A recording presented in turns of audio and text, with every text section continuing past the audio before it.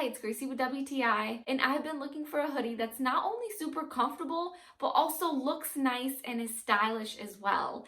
And this one from Ahrysaor is just that. The moment I saw it online, it had my name written all over it, and I have to say it's exactly like the description. There are so many cool features to this hoodie that really caught my attention.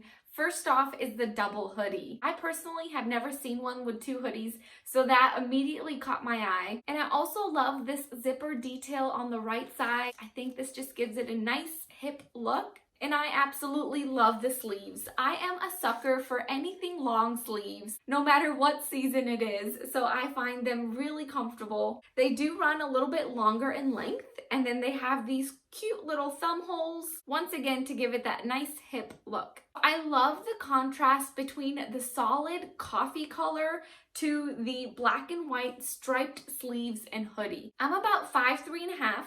I got the size small and it fits perfectly to my liking. It comes all the way below my bottom, so it's fairly long. It would be perfect to wear with tights as well. And as far as the material, it's made out of 50% cotton and 50% polyester.